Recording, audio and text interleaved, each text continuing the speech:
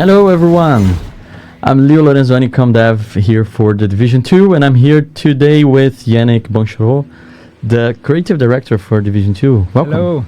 Hello, it's us again. It's us again, yeah. Yes. After the PTS, we are here again for a packed stream. We're going to talk about the Mutiny season, the new season of Year 7 of the Division 2. We're going to talk about the new feature, NPC companions, all the modifiers, the gear. We're going to talk about the season pass, the events that we're going to have.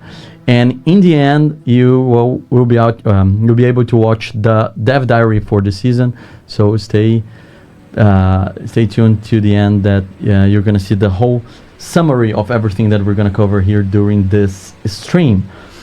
This season is called Mutiny. We talked about that since Gamescom. So we've been hinting the fact that we're gonna have these after the pact. It's something that everybody knew.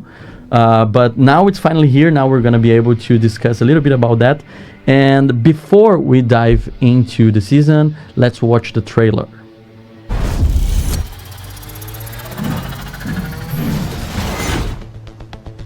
What part of your dare do you not understand? Try to have anything. Let go!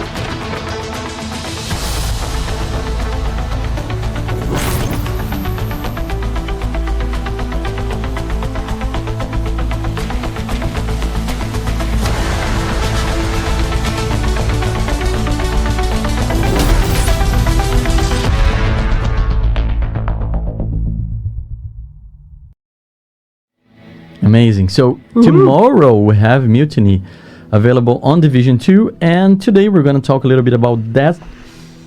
Before talking about all the features and everything that we have planned for this season, and without spoilers, what can we talk about the Mutiny lore? Because if players have played now the pact that has finished with the climax mission, probably they kind of know what's happening, right? Yeah, I mean, if you've been following the events of the current season that is reaching an end, the pact, you should be able to kind of piece it together. But for those who didn't, sorry, we're going to enter spoiler territory for this current season. But yeah, there was an attempt to actually form an alliance between all the factions. All of that, of course, influenced and led by the Black Tusk and Natalia Sokolova. All of that led to a meeting that was supposed to take place at Tidal Basin. And of course, as the Division tends to do, we ruined the party. We showed up there, took down a bunch of the leaders of the factions, and made that alliance impossible, resulting in a lot of chaos and the factions turning on each other, or everybody blaming each other, and the Black Tusk abandoning everyone, and the True Sons being kind of left alone there as well. As part of that, Anderson, the leader of the True Sons, escaped. So did Natalia Sokolova. So this season takes place immediately after, and what we're seeing here is the aftermath, and especially within the ranks of the True Sons. If you remember events from a lot of seasons ago, we had already established the fact that there are some True Sons that are growing, in a way, discontent with the leadership, that are questioning the leadership. And this is kind of the resultant of all of that. This is the failure of their leadership, the failure of that pact, and members of the True Sons more and more questioning, are we on the right side of history? And now some of them start actually rising against their leadership. So in this season, you will get to help the defectors, as we call them, which are the True Sons that have decided to take arms against their former faction. And in helping them, you will be able to make them allies. Yeah, and this all leads to our main feature of the season, that is the NPC companions. Here you're seeing the key art of Mutiny season. You can see two true sons aiming at each other, so expressing this kind of civil war that is happening within this faction. And the NPC companion is something that the community knows since the Gamescom. So we tease there, we talk about that. A lot of people speculate about what could be. A few weeks ago, I think 3 weeks ago, we came to a PTS stream and we discussed a little bit more about that. But thanks to that feedback, we shaped, we improved, and now we're able to finally launch to the whole community, so everybody can play, not only the PTS community, but everybody in all platforms will be able to play tomorrow with the NPC companion. So first of all, why we decide to introduce this feature this season, and what's the overall plan for this? Well, I mean, there's multiple reasons. One, actually, it's an intention to, as we keep making new seasons, we're still operating under the formula of seasons 2.0 that we started over a year ago now. This is the, I don't know, 4th or 5th season we're doing under this formula, and we're still iterating on that proposition. And one thing we wanted to do is do a better job also at connecting the story and the gameplay of the season together. So this is really, like, we had a bit of that last season already with the Pact, where it was about factions and faction control, and then we had retaliation.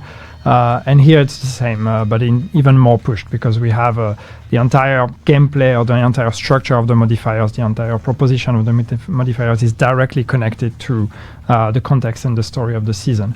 But also, what we want to do more and more with those modifiers and the gameplay of seasons is to try things, to test ideas. Like the idea of being able to control an NPC companion is, it's not new. It's things, it's suggestions we've seen a million times on the Division, from the days of Division 1, Division 2. It's ideas that we've had within the team already multiple times. And we thought, okay, how about we try it out? How about we try to make something like that? So this is really a first iteration. This is us trying an idea, trying something out. And when I say try, don't take that as this is a quick fix. It took a lot of work to actually get it and to make it work, and then to adjust following the PTS. But yeah, we want to try out the idea. We want to try this implementation, and then learn from that and see if in the future there is a world where hopefully we will be able to bring back this idea in a different format. Yeah, no, I think that's a key part of the message, because I saw some people asking why this is not a permanent addition. So this is the first iteration. We're taking feedback on that. We did a lot of improvements since the PTS to the version that you will be able to play tomorrow. So we're super excited for that, and definitely there's space to a potential return. So talking specifically about the feature now. So what is the NPC companions? Is the feature that allows you to recruit one of the true sons, the defectors, as we saw on the trailer. And now we're seeing a little bit of gameplay showing how they work, how you can recruit them. Yeah. No, exactly. So as you run around in the world during this season, you will be able to find encounters where true sons are fighting each other. And if you join those encounters, you will be able to help the defectors. And once you help them and save them, if you succeed in helping them and saving them, you can recruit them. This is what we see here. So when you recruit them, you get a quick thumbnail that shows you what traits they have. So each companion comes with a random set of traits, and then you can decide, do I want to recruit that one or not? If you recruit them, they will join you, and then you can summon this companion to fight by your side.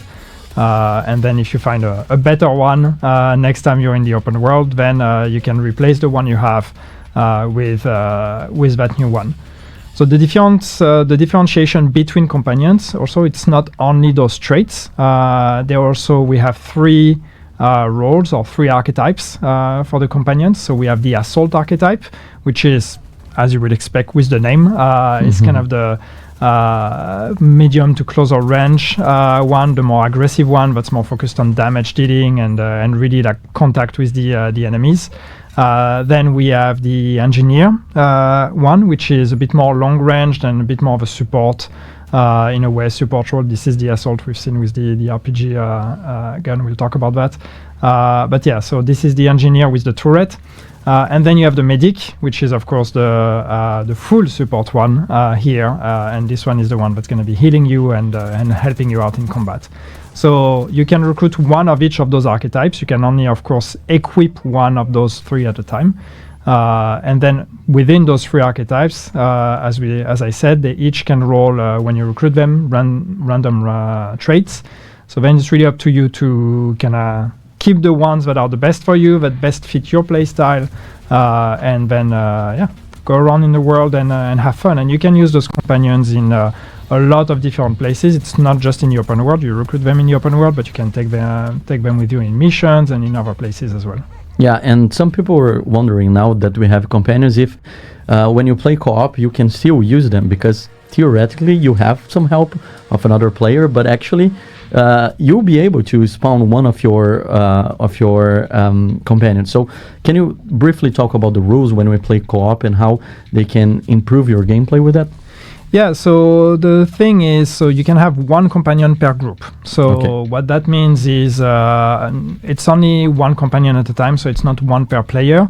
So you can, in a way, make a group of 5, 4 players and 1 companion. Anyone can summon a companion, but then when a companion is summoned, there's a 90 seconds cooldown before someone else can summon one, so you can't just like switch all the time. And then as you synergize with your companion, and we'll get to that when we talk about modifiers, there's what we call the command link, which is something you build up the more you work with your companion that allows you to trigger the ability of your companion. And that will build up no matter if it's your companion or the companion of the party. And then you are able to control the triggering of the command link as well. So it's going to help with a bit more synergies. You're not completely left out if it's not your companion. If it's the companion of someone else from the group, you will still benefit from the modifiers. You will still be able to build up your command link. You will still be able to actually trigger the ability of the companion. So it's almost as if it were yours, except that it might not be the archetype and the traits that you have equipped because it's the companion of someone else. Yeah, and before, like you mentioned, the modifiers, everything from the season is very attached to the companions. So we're going to go over them and discuss a little bit more. But before we jump into that, we had the PTS, we got a lot of feedback, and I even read a comment of someone saying, will they be able to adjust everything that we're saying in such a short time? And actually, I think the team did an amazing job, and we're super happy with the result. But can you comment a little bit more about the type of feedback that we got from the companions during the PTS and the experience that players will have tomorrow? Yeah, and if I can try to summarize the feedback we got from the PTS, and obviously it's much more granular than that, but I think overall what we've seen is that a lot of you really connected with the idea of companions, but it was in the execution that there was still something that was left to desire. So, and as a summary, I think what we took away from that is that companions are a lot of fun when it works. But there were a lot of cases where it could be a bit clunky. The companion didn't necessarily did what I want to do or what I want them to do, or they were engaging at the wrong moment. So, the whole point of this is to be a bit more tactical, to be able to have even more control over the encounter. So if the companion is running wild and doing their own thing, then it can be problematic. So that's kind of where we focused a lot of the work. And as you said, the team did an amazing job, really pushed really, really hard in the past few weeks to try to improve the proposition as much as we could. And a lot of that work went into making the companions more responsive, more snappy, faster to react, a bit smarter in their decisions, a bit more potent as well. So really, since the whole point of this season and the whole gameplay is about companions, really let's try to make it shine. Let's try to make it fun as much as possible, and let's make sure that when you try to control companions, when you try to give orders, they will actually follow what you're doing. So people who played on the PTS should hopefully see significant improvements in the responsiveness and the efficiency of the companions. Yeah, and you mentioned about taking orders and making it very responsive. this is a strong part of the proposition of this season, that is becoming a squad leader. And the active modifier, or the global modifier that we have for this season, is called command link. So it's all about giving the right instructions to your companions and benefit from that, right?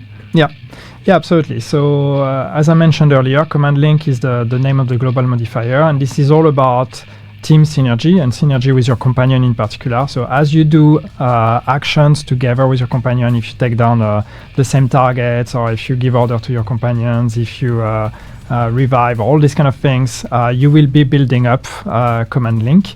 And once that command link is full, this allows you to trigger the ability of the companion. So the ability is dependent on the archetype of the companion, as we mentioned. The assault companion will have the RPG launcher, the big rocket launcher. So you get to tell the companion, shoot your launcher there, like that. When it lands, it's very satisfying. And this is, by the way, much faster now. Also to also try to make sure that you can be accurate. Then the engineer has the turret, so you can control where the engineer will place their turret and when. And then the medic will have a support station. So this is what the command link will allow you to do. It allows you to control when and where they will be using their ability. Yeah, and we actually have a clip for the active modifier, so maybe you can watch now with all the three archetypes. The name of the active modifier for the assault companion is Spearhead, Tech Line for the engineer, and Quick Fix for the medic. So there's the turret that you mentioned. And now the Quick Fix. And just to be clear, so the active modifier, in a way, it is the archetype. It is the companion you use. So it is, we are making companions fit within the structure of the modifiers. So don't be confused. There is no extra ability. We are using the active modifier as your way to select which companion do you want to use, which one of the three archetypes. And then, as I said, they have their own ability, which is the active part of this. And something that we introduced a few seasons ago is the fact that now you can upgrade your active modifiers.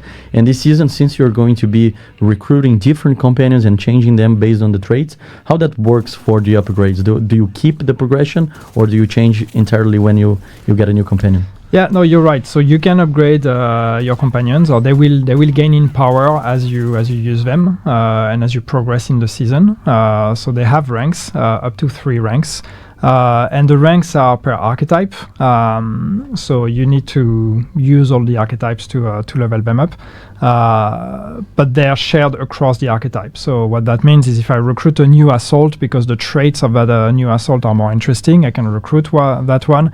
That assault will inherit the upgrades or the rank of the assault archetype. So you don't have to re-level it up. They will always have the same rank, basically, within that archetype. Yeah. And also we have this season the passive modifiers, and we have 3 categories for them. We have the offense, the defense, and the tactics. So here we are seeing on screen all the different passive modifiers. They are also very attached to this mechanic of having someone by your side, right? Yeah. It's all about, again, it's about working with your companion. It's about giving boost when you're doing the right thing, and or boost to your companion as well. So of course the offensive ones are a bit more about damage. Defensive ones are a bit more about survivability, and the tactics ones are more about building up command link and all the synergies between you and your companion. So as usual, you get to equip 3 of them, and based on your playstyle and your build and which companion you prefer to play with, you should have a lot of different combinations available. Yeah, and finally we have the hostile modifiers as well. We have 3 this time, as last season as well. Now you're seeing on the screen, we have the commander, the jammer, and the fire team. All of them makes the enemies a little bit different than we are used to, so are going to test our ability to keep cooperating as a team and with our companions.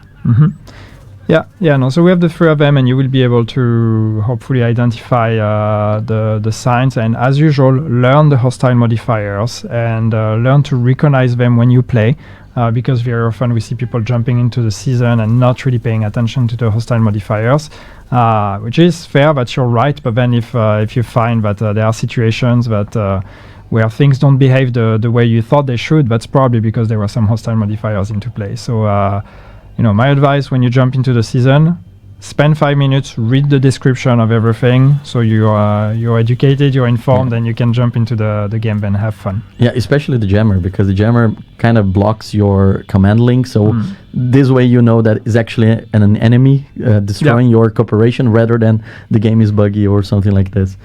All right, and we have the new gear. Every season we bring new fun tools to your toolbox. So this time we have new gear. We have brand set, the gear set, we have weapons, and we did some changes after the PTS feedback as well. The first one that we can discuss, actually before we talk about that, let's talk about gears in general, because something that maybe players have recognized now since season 2.0 is that we are trying to give those the creating gear that are connected to the fantasy as well, not only the modifiers but also useful tools for you to play during that time, right? Yeah, and it's even more true now. So the same way that I was talking about trying to connect the modifier to the fantasy of the season and to the story of the season, we're trying to do that with the gear more and more as well. And in general, that's something you should see more as we go from season to season, but there should be even more and more of a cohesive proposition every time. So this time, as you said earlier, it's the fantasy we went with is the idea of the squad leader. It's the idea of like team synergies. It's the idea of being the one that's kind of like creating opportunities for the rest of the squad. So you get to control your companion as part of the gameplay, but also through your gear, the more you play with either your companion or your group members, the more powerful you and the rest of the party can become. So that's really been the kind of the guideline for us this season. Not everything, but a lot of the gear and the proposition we've made is really about this idea of like I'm a member of my squad and I'm the leader of my squad in a way, and I'm the one giving the orders. Mm-hmm. So yeah, let's see first the brand set. So unit alloys.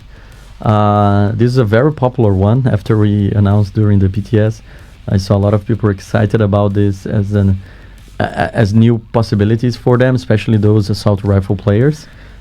Yeah, well, it gives a rate of fire, so of course it's going to be exciting. But yeah, this one is actually a bit of an exception because yes, this one is not as much about squad leader. This one is a bit more about just about raw power. So it's rate of fire, it's assault rifle, it's something that should synergize with a lot of the meta builds that already exist today. So it's going to be interesting to add a new ingredient in there and see how players can play around with it. And then we move to the gear set, the concentrated company. This one is, as you mentioned, a little bit more team play focused, right?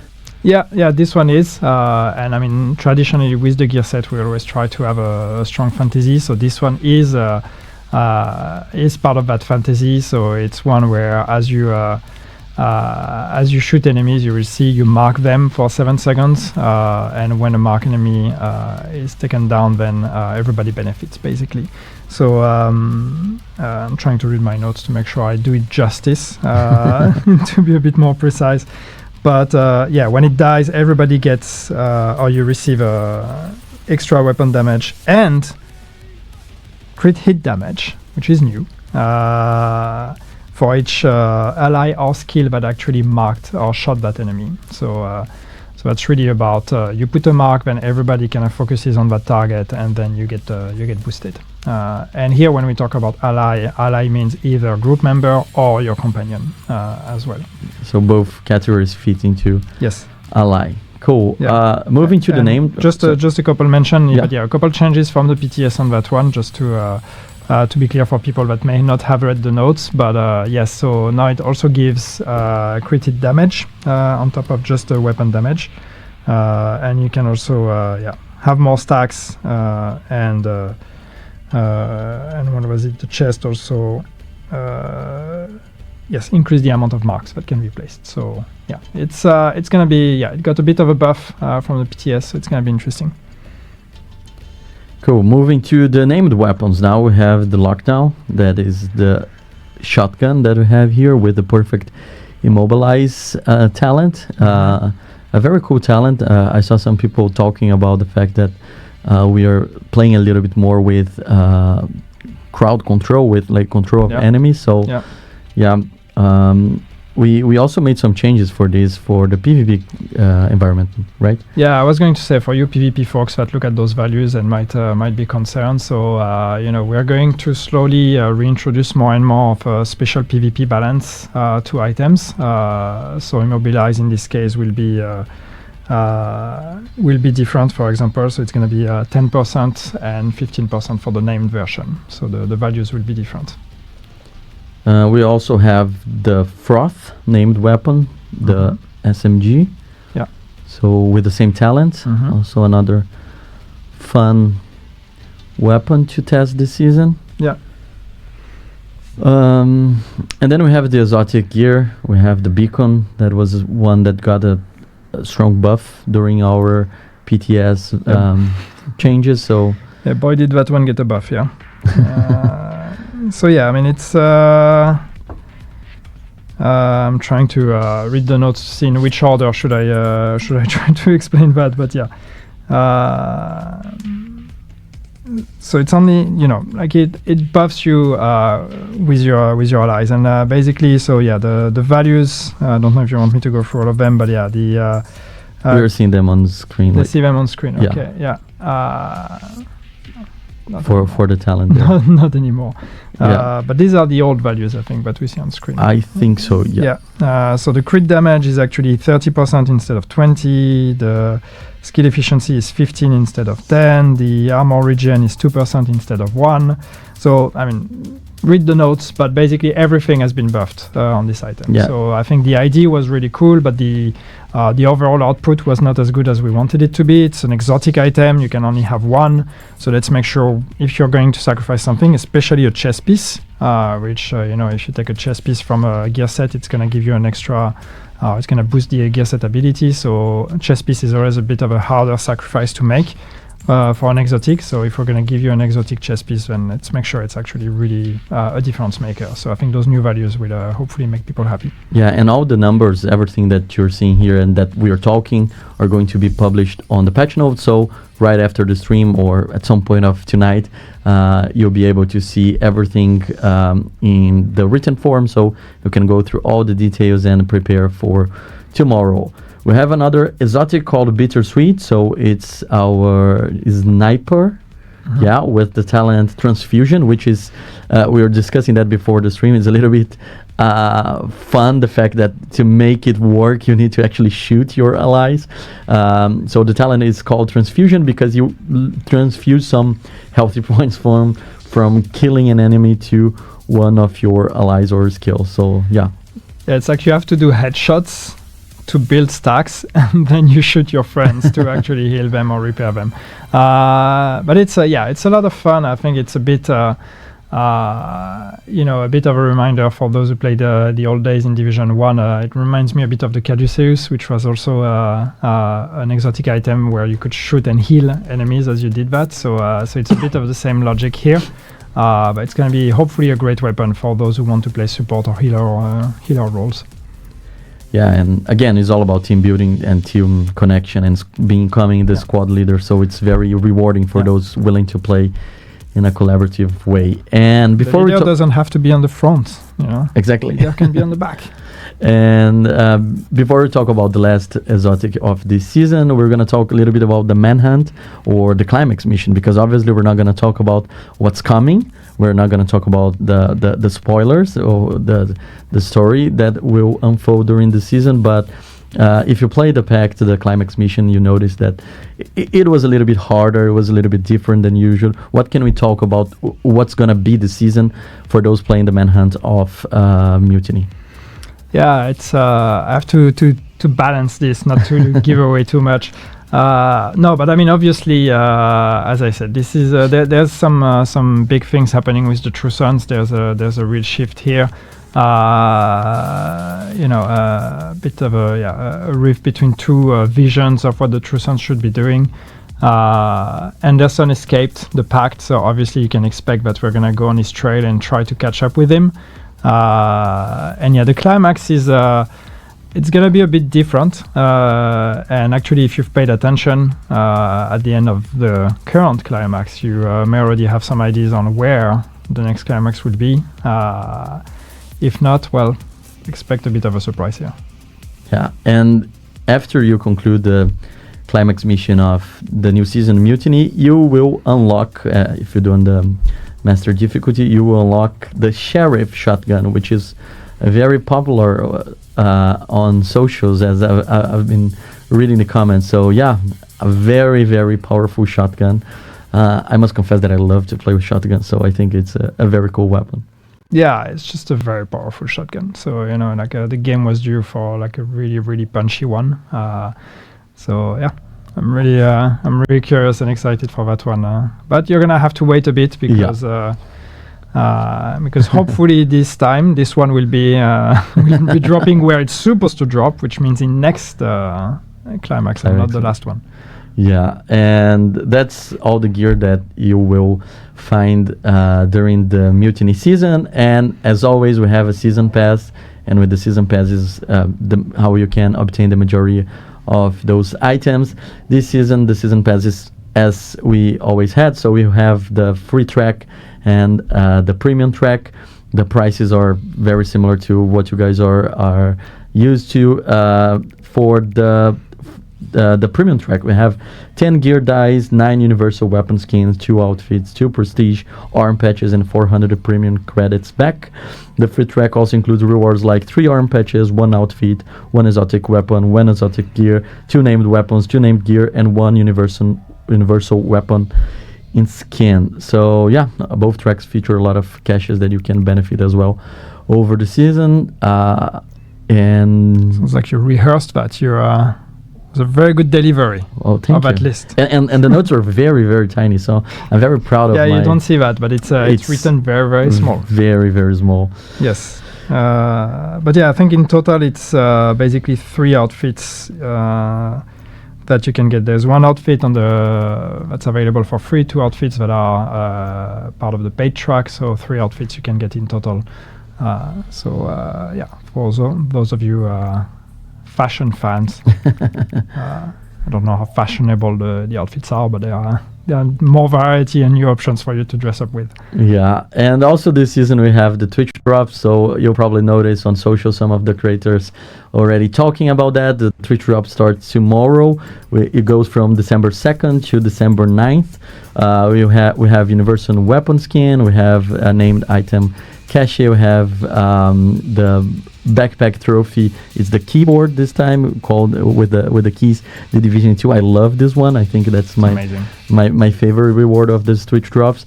And you just need to watch Twitch streamers from Division 2 from December 2nd tomorrow until December 9th at 11:59 p.m. Central European Time.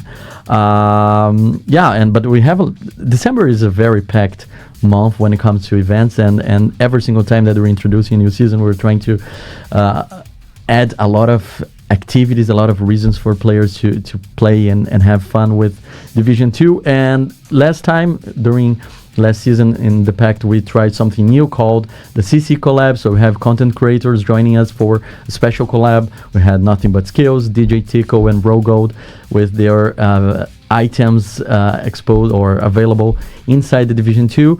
This time we are happy to announce that we're going to have another batch of creators. So after this stream, they will be allowed to share on socials exactly what are the items. I can tease that we're going full steam on the winter theme, so you can expect it's getting cold, so you need to dress up. You need to be prepared accordingly.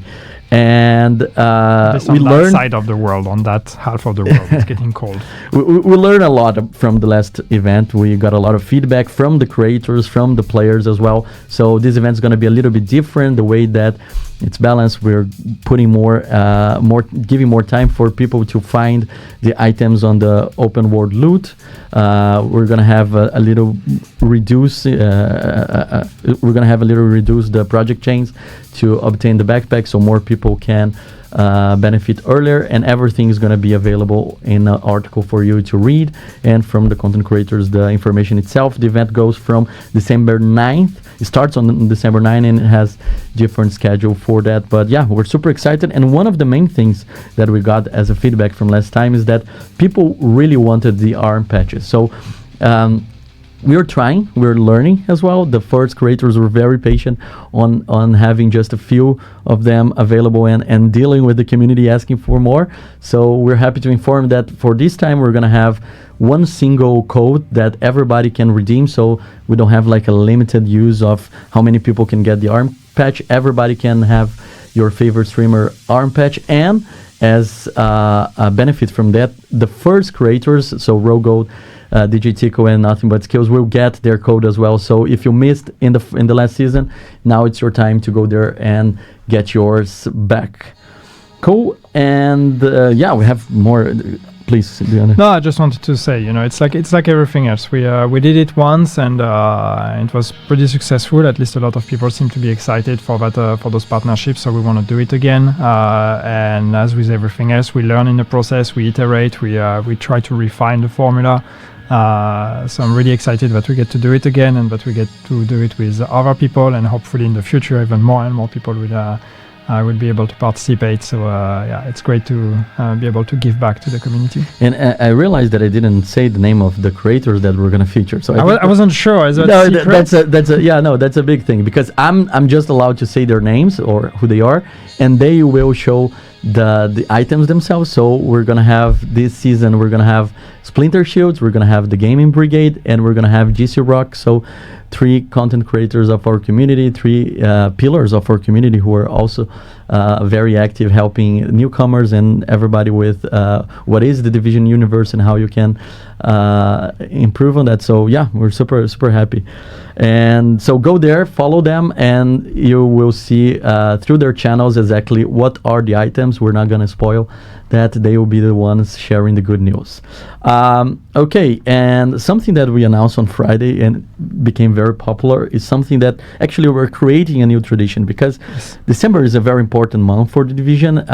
Winter is coming, everything is very thematic, and we have the Survive Fest now. Yes. It's a new tradition. Yeah, well, it's it's a new thing we want to start, because obviously, as you know, we're working on Survivors, a new proposition in the Division 2, and which is based on the fantasy of survival from Division 1. So this idea of surviving in the winter and in the snow is something that's going to stick with us for some time. So instead of waiting for Survivors, we decided to actually just get started already. And start the Survive Fest, which is a way to celebrate the nostalgia and the memory of survival, the game mode in the Division 1, at least for this year. So this is what this is all about. It's going to be a time period during which we invite you to go in Division 1 and play survival to get rewards in the Division 2. So a good opportunity to jump back into the first game, jump back into survival. I haven't done that in a very long time, so it's going to be very interesting for me at least to do it, and I'm sure a lot of people as well, and a lot of great memories. Yeah, and it's not something entirely new, because we know that the community has organized events like this to invite everybody to go back to Division 1 and play. So we're super happy to make it more official, to support the players doing that. And so for all players joining the event during logging during the time of the event, we're going to have a special ARM patch. And for 20 random players who successfully extract in survival during this Survive Fest, we're going to give them a golden version of that ARM patch, so a very exclusive trophy for you to brag, and the Woodsman outfit that will be available as well. So we are super excited to officially connect the tradition of going back to survival in December, going back to New York, and have that. And of course, we want you to go there, to experience, to remember what you liked, what you didn't like, so we can improve. So giving feedback is an important thing for us as well. We want you to say, hey, I like this, I don't like this, I would like to have this instead. So it's very important for us for the development of Survivors and what's going to be the future of this game in 2026, and with this development with the community. And to celebrate that, next week it's when it starts. So December 9th. There are so many dates here. Yes. I'm gonna go back to this channel. I'll be here with Magnus Jensen, the creative director of Survivors, and we're gonna play Survival together, and we're gonna chat with the community. We're gonna have some runs, trying to be one of those to extract in Survival, and we're gonna discuss a little bit more about how it was to make Survival and everything that we are excited for Survivor. So it's a very, very packed month, as I mentioned. We have next week, the season starts tomorrow, December 2nd. December 9th, we have the beginning of the CC Collab event, and we have the beginning of Survive Fest that will be available from December 9th to December 15th. So this week, you'll be able to play. If you play, you'll be able to get the rewards in Division 2 from Survival gameplay. Have you played Survival already, or will that be your first time? Since I joined Massive, I've been only playing Division 2, so it's going to be my first time. Actually, I'm thinking about playing during this week, so I don't go there completely clueless. Like, people are expecting me to fail miserably. I'm happy that Magnus will be with me, but I'm super excited for that because I've been spending so much time in Division 2 to get better, to be on the same page as our community, that I'm excited to test that and see how it goes. So, yeah. It's going to be fun. It's going to be a discovery for you as well. Nice. Yeah, for sure. And obviously, as I mentioned, December is super packed. So we have the season starting tomorrow. Next week, we have Survive Fest and CC Collab. And there's more. We cannot talk much about that, but do you want to give them a tease? Well, I mean, December is a very important month for us. It's a month where we like to give. It's a month where we like to do a lot of things, and of course, we're also, working on events, a bunch of new events. We know that Halloween was quite popular. I hope you all had fun playing it as much as we had fun making it. And obviously, that's a formula we want to iterate on. So I'm very happy to say that, yes, it will come back this winter in a different way, but we are building a winter event that's going to be an iteration on the Halloween formula. So hopefully everything you liked about Halloween will be coming back, but with a whole new thematic of winter. So it's going to be a lot of fun, and there will be a time where we're going to be revealing all of that. We're being cryptic just because we want to save the moment to really reveal and celebrate all of that. And right now we want you to focus on the new season, but don't worry, there will be news very soon on the winter event. So this is the Mutiny stream, launch stream. So tomorrow you can play the new season, you can play with the new feature, you can have fun. There's Twitch drops for you. Next week we have the Survive Fest starting, the CC Collab event, and stay tuned for more information about the winter event that will come later this month.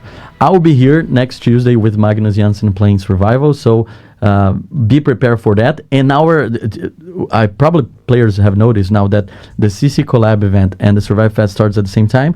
The 3 creators from our CC Collab will be involved with Survive Fest in some way, so expect something fun with them as well. Now it's time to watch the Dev Diary. So if you join late, you didn't know very well what we're talking, what's Mutiny, everything that will start tomorrow, we have the summarized version of that coming with the Dev Diary right after this stream. Yannick, thank you so much for joining me. Well, thank you for having me, and thank you everyone for tuning in and for watching. Stay tuned for the Dev Diary. As Leo said, it's going to be a good recap, so don't leave just yet. Watch the thing. And play the game, have fun, tell us how companions feel, give us feedback on everything else, the new gear as well, the events, all of that. We're always hungry for feedback. We want to hear what you like and what you don't like. We have a bright future ahead of us and a lot of ideas and a lot of things we want to do, so we want to hear from you. The patch notes of Mutiny will be available right after the stream. Go there, have fun. If you haven't finished the pact, you have a few hours before the new season starts tomorrow. So thank you so much everybody for your audience, and now we're gonna watch the Dev Diaries. Bye. Bye.